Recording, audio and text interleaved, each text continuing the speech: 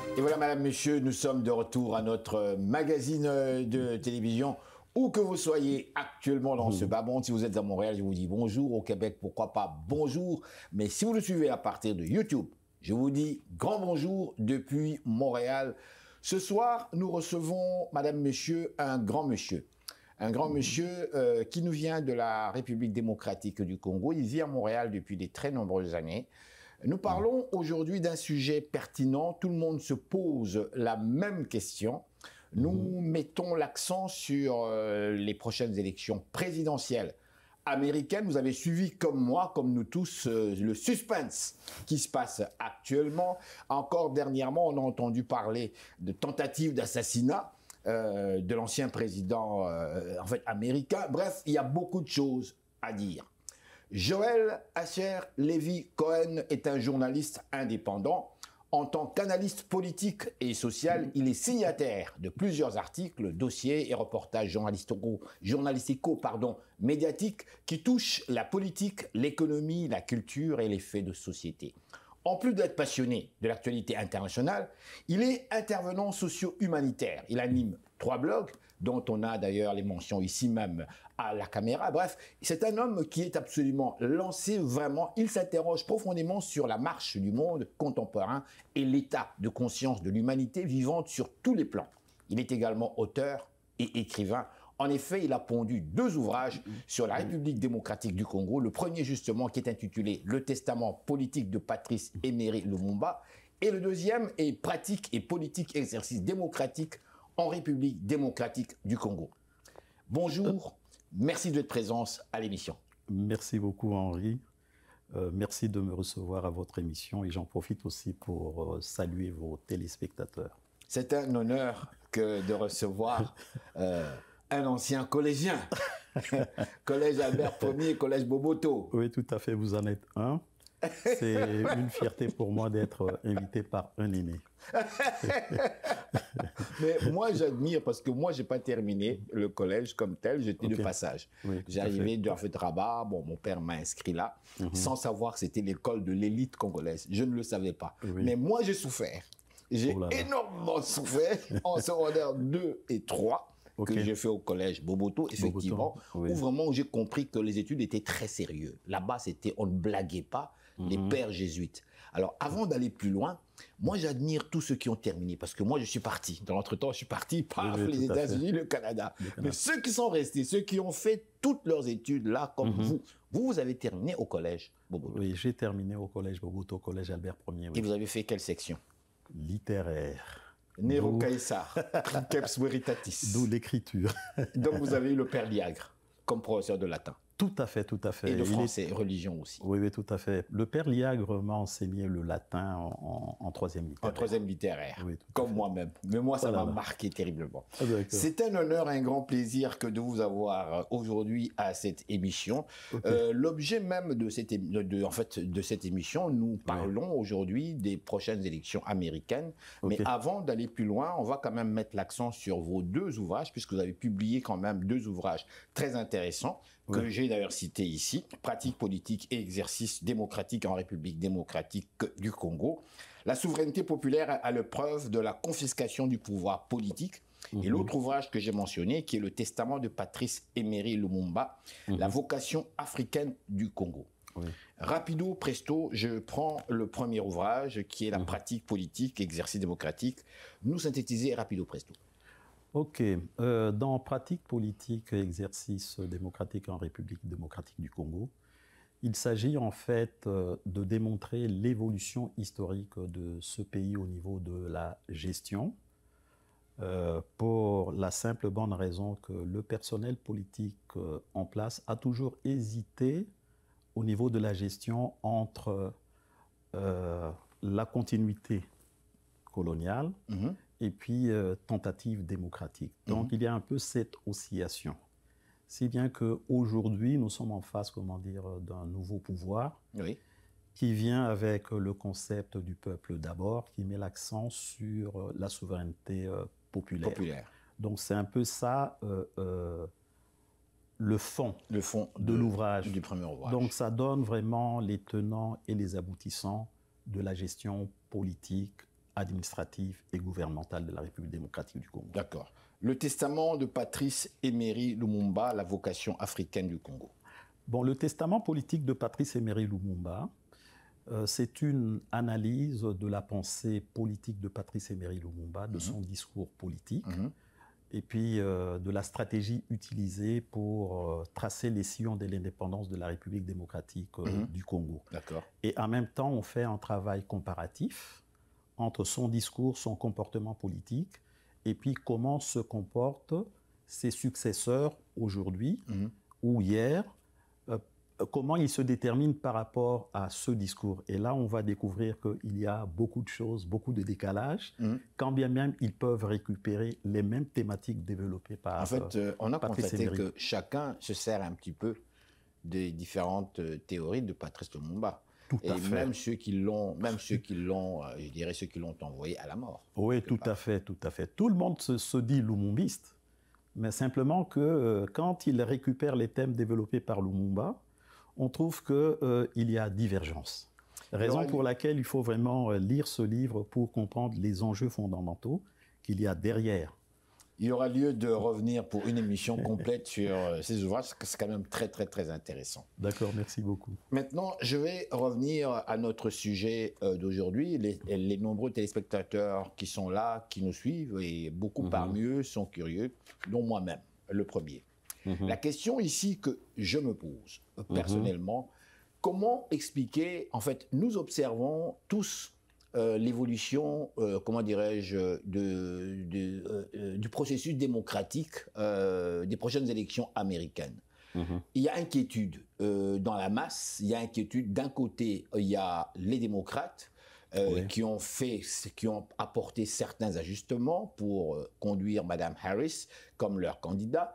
De l'autre côté, nous avons M. Trump qui continue encore avec le même discours, son discours. Mais ce que nous constatons aussi, M. Trump a quand même une base solide, possède quand même des gens qui sont pour lui et qui ne changent pas du tout d'avis malgré les derniers débats qu'on a tous suivis où qu'on a constaté la victoire de Mme Harris comme telle. Mais bref, ça me rappelle un petit peu les dernières élections avec Mme Clinton, qui semblait avoir gagné les débats, qui avait une grande capacité intellectuelle, qui avait une certaine consistance. Pourtant, hélas, c'est encore Donald Trump qui gagne. Ma question ici, comment expliquer justement, comment dirais-je, j'allais dire le subconscient, mais qu'est-ce qui explique le choix du public par rapport aux différents candidats que nous voyons actuellement?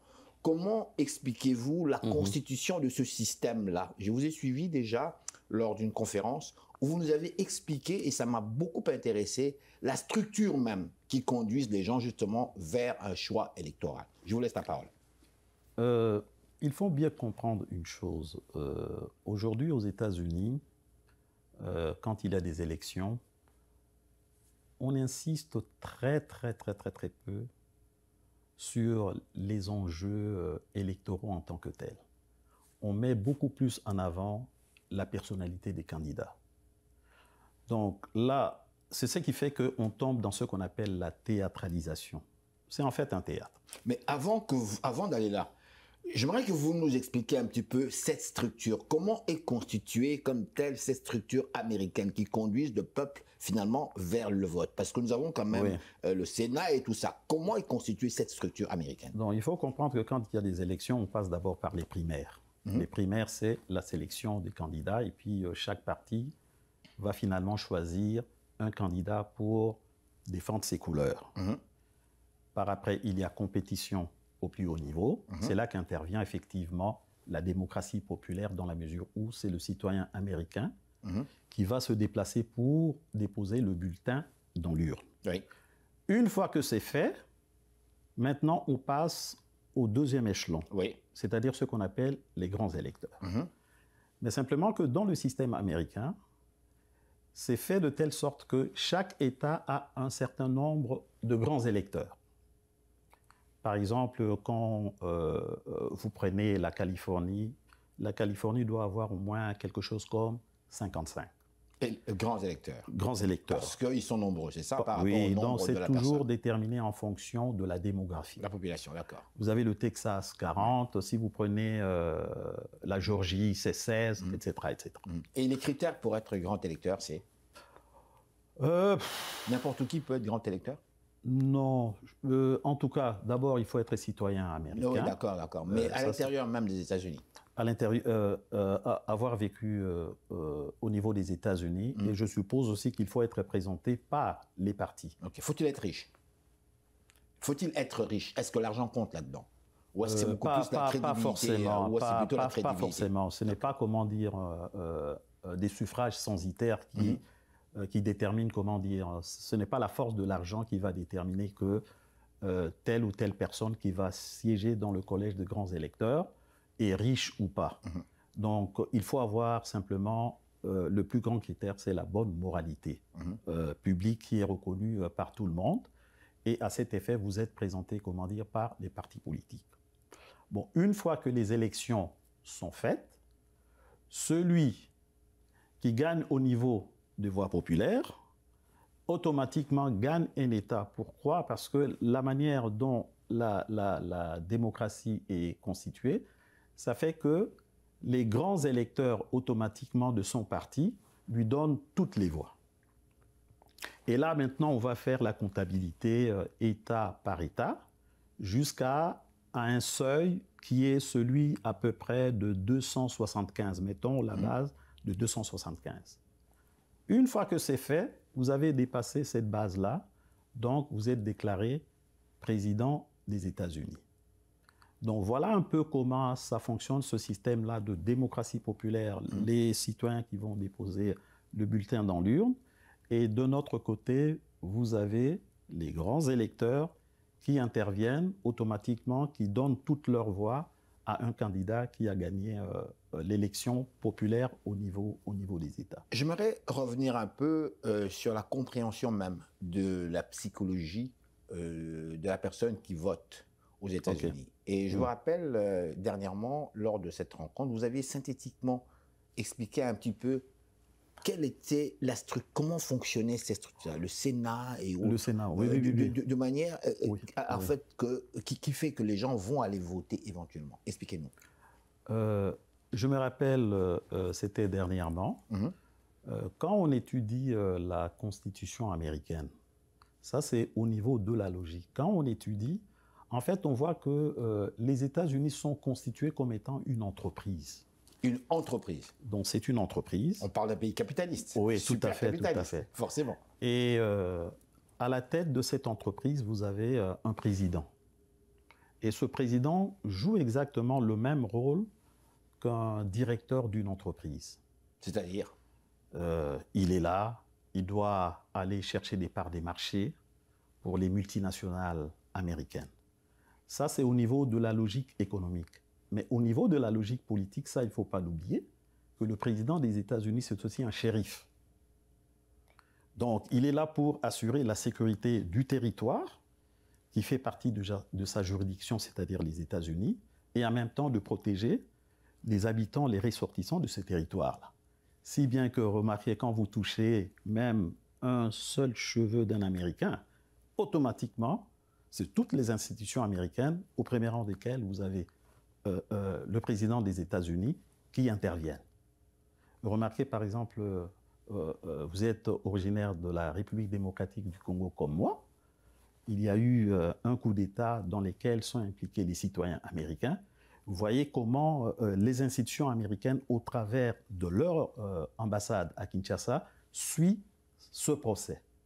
Donc c'est pour dire ceci, c'est que vous avez un président qui joue deux rôles. Il est en même temps un shérif, il est en même temps aussi un CEO qui va chercher des parts des marchés dans le monde. Il joue un peu le rôle de VRP, c'est-à-dire d'un agent commercial pour permettre à des multinationales américaines de gagner des parts de marché. D'un autre côté, vous avez le Parlement. Le Parlement, dans ce Parlement, vous avez le Sénat, vous avez la Chambre des représentants. Le rôle du Sénat, parce que le Sénat représente les États. Le Sénat joue un peu le même rôle qu'au niveau du conseil d'administration, c'est-à-dire des actionnaires. D'une entreprise, OK. Voilà. Donc, ce qui fait qu'à chaque fois qu'il y a le discours de l'État sur l'état de l'Union, c'est comme si on vient s'asseoir, les actionnaires, les syndicats, tout le monde vient demander de compte. Comment vous avez dirigé notre pays? Et la personne qui en a la direction va dire, voilà, nous avons dirigé le pays de telle façon, nous avons dégagé tel volume de bénéfices, voilà comment nous allons le répartir à l'échelle du pays. Le rôle de la Chambre de représentants, c'est comme un syndicat qui doit défendre les travailleurs.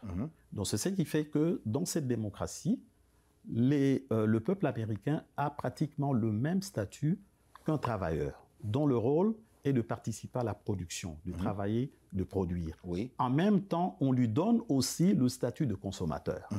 Donc, vous êtes travailleur, mais en même temps aussi, vous consommez. Ce qui fait que, avec un volume de population beaucoup plus important, Bien sûr. les États-Unis vont dégager des bénéfices très, très, très importants qui vont constituer la force de frappe financière et économique qui leur permet, de maintenir leur standing, leur niveau de grande puissance. J'ai retenu fonctionnement tel une entreprise. Le président est le chef de l'entreprise. Alors maintenant, la population, je suppose qu'elle est très bien informée puisqu'elle fait partie de cette société. Comment dirais-je? La population a deux rôles: travailler, créer le capital. Oui, tout à fait, tout à fait. Et aussi, il est là aussi comme consommateur. Consommateur aussi, bien donc, naturellement. Acheteur. Acheteur, oui. Maintenant, qu'est-ce qui détermine, justement, on est en pleine campagne électorale, qu'est-ce qui détermine le choix, de l'électeur par rapport, justement, à cette structure que vous venez de décrire? Ce sont les taxes et les impôts. Les taxes et les impôts. Et les impôts, c'est tout à fait normal. Pourquoi? Parce que on vit dans une société, plus les citoyens sont frappés, ils ont tendance à aller voir le candidat qui va leur présenter un programme pour alléger ce fardeau fiscal. Donc c'est ce qui fait que, par exemple, quand vous regardez aujourd'hui, vous voyez que Donald Trump, dans son discours, et on le sent d'ailleurs, qu'il a tendance beaucoup plus à parler des entreprises, parce que c'est un businessman aussi. Et la plupart de tous ceux-là qui siègent au niveau de multinationales américaines, ce sont ses amis. Et ces gens-là logent à Wall Street. Et ils dégagent aussi une plus-value économique dont ont besoin les États-Unis, ne serait-ce que pour garantir leur puissance dans le monde. Madame Harris, si vous avez regardé, elle parle souvent de quoi? Je viens de la classe moyenne. Donc, c'est un clin d'œil ou ce sont des clins d'yeux envers les classes moyennes, les travailleurs. Donc, c'est en fonction de ce jeu-là, les puissants, les riches, les travailleurs, que finalement, chacun va essayer de trouver son compte. Mais n'oubliez pas qu'à l'intérieur de deux, vous avez toujours ce qu'on appelle des indécis. Entre guillemets, les indépendants. Parce qu'eux, ils sont tantôt victimes, entre guillemets, de la politique présentée par les uns et par les autres, au niveau de la fiscalité. C'est à celui qui va lui proposer quelque chose qui va lui permettre de garantir au niveau de sa consommation sa poche, c'est à celui-là qui va avoir, les voix des indépendants. Donc tout se joue vraiment à ce niveau-là. Mais n'empêche quand même que vous avez aussi des groupes à l'intérieur des États-Unis qui défendent des intérêts diamétralement opposés ou des intérêts divergents. Vous pouvez avoir des groupes environnementaux dont la préoccupation va être les changements climatiques. Vous avez des gens dont la première préoccupation, c'est le port d'armes. Donc vous avez beaucoup des groupes qui interviennent dans la démocratie américaine. C'est tout à fait normal. Pourquoi? Parce que la démocratie, dans le sens occidental, est aujourd'hui présenté, il y a un terme, vous avez fait sciences politiques, il y a un terme que l'on utilise qu'on appelle la polyarchie, contraire de la monarchie. La monarchie, c'est un seul individu. La polyarchie, vous avez plusieurs centres de décision qui interagissent ensemble pour maintenir une société en équilibre. Ça peut être de groupes qui défendent les droits de l'homme, ça peut être les syndicats des travailleurs, ça peut être de groupes qui défendent par exemple les gens qui ont des ports d'armes et qui ont un pouvoir, un lobbying très, très, très, très important pour faire fléchir les uns et les autres. Je vous renvoie à la manière dont Mme Harris a choisi Tim Walz. Parce que Tim Walz, en tant que gouverneur du Minnesota, peut parler à tous ces différents groupes-là.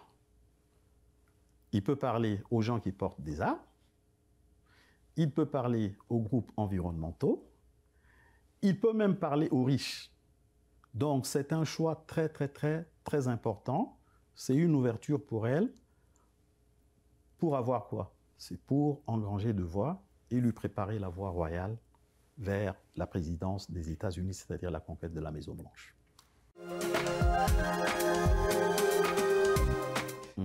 À vous écouter, j'ai envie de vous poser deux questions. Deux seules questions. Oui. Si je fais un peu la comparaison avec la France, oui, est-ce que l'on peut parler ici en fait de la gauche-droite quelque part? Est-ce que M. Trump a-t-il raison quelque part d'avoir mentionné, d'avoir qualifié Mme Harris de marxiste? Vous avez entendu comme moi. Oui, tout à fait. Pour moi, c'était un peu fort, c'était très fort. L'autre question maintenant, et je m'arrête là, parce que je vais vous laisser parler. Si je vous écoute attentivement, dites-moi, selon vous, qui sera le prochain président des États-Unis? Puisqu'on parle ici des intérêts opportunistes, on peut surtout... On ne parle plus ici de pensée comme telle, de théorie politique assez bien qui va... Nous, on n'est plus dans les marxismes et autres, là, plus du tout. On est vraiment dans ce qu'on appelait le capitalisme sauvage, l'opportunisme. Enfin, je vais vous laisser continuer. Ok, d'accord. Quand vous suivez les spécialistes, ils vous disent ceci, la démocratie américaine, c'est comme Pepsi Cola et Coca-Cola. Vous avez peut-être deux bouteilles qui peuvent avoir une forme différente, mais le contenu a pratiquement la même couleur. C'est ce qui fait que quand vous prenez par exemple Bill Clinton était beaucoup plus économique comme président, alors que Carter était beaucoup plus politique. Donc vous voyez déjà la différence. Bon, c'est vrai que chez les républicains, c'est beaucoup plus les affaires. Pourquoi? Parce que les républicains, dans leur stratégie, ils aiment bien la stabilité politique. Peu importe l'adversaire ou l'interlocuteur qui est en face de lui, il suffit simplement que cet interlocuteur-là lui garantit dans sa sphère d'influence l'ordre et la loi lui permettant de faire des affaires, permettant aux États-Unis d'Amérique d'avoir des multinationales qui peuvent évoluer dans cette sphère d'influence-là, il n'y a aucun problème. La preuve, Nixon a voyagé à l'ex-URSS. Vous avez Donald Trump a tendu la main à Kim Jong-un. Donc derrière ça, vous avez toujours cette stratégie de faire des affaires. Et même Nixon a été en Chine. Il est allé en Chine, effectivement. Voilà. Oui. Et après Trudeau. Après, oui, tout à fait, tout à fait. Comme il nous reste un temps assez court, il faut bien comprendre que la démocratie française est complètement différente de la démocratie américaine, quand bien même les deux viennent du même fond, c'est-à-dire le siècle de lumière, où on va définir la représentation nationale, etc., etc. Mais n'oubliez pas que le mandat aux États-Unis est impératif, c'est-à-dire qu'un élu du peuple est là pour défendre les intérêts du citoyen, alors qu'en France, c'est un mandat représentatif. Ça veut dire ceci, c'est que le député national français ou un sénateur a tendance à défendre non pas les intérêts directement des citoyens de sa circonscription, mais les intérêts de son parti politique. Donc voilà. On parle de l'idéologie aussi. Oui, il y a aussi... Qui s'effrite tranquillement. Oui, tout à fait. Si vous prenez par exemple... pardon, excusez-moi. Si vous prenez les dernières élections françaises, vous allez remarquer une chose qui va vous frapper. Normalement, c'est la NUPES, la nouvelle union des forces populaires qui a gagné des élections. Mais qui est nommé Premier ministre? La droite. C'est la droite, M. Barnier. Donc ça veut dire ceci, c'est que c'est là qu'intervient effectivement cet aspect monarchique. L'État, c'est moi. Pour Macron, l'État, c'est moi. J'ai le droit de nommer n'importe quel premier. Alors que si vous allez chez les anglo-saxons, ça ne va pas se passer de la sorte. On aura tendance à voter comme Premier ministre le parti, le chef du parti qui a gagné des élections. Joël Asher Lévy Cohen. Merci. C'est un nom quand même, Cohen. Cohen, ça c'est un nom juif, ça? Tout à fait. Donc vous êtes juif, africain, congolais? Oui, tout à fait. Ça existe alors? Ça existe. je pratique le judaïsme. Le judaïsme, oui. Merci mon frère. Mais merci beaucoup. Merci beaucoup de nous avoir éclairés. Voilà, j'en profite aussi pour vous dire shalom, qui signifie la paix. La paix. Voilà. Merci Joël Asher Lévy Cohen. Merci beaucoup. En tout cas, ça a été un grand plaisir pour moi. Et surtout de la part d'un aîné. Ça me touche très, très, très profondément. En fait, je me sens toujours jeune. Ne me vieillissez pas, s'il vous plaît.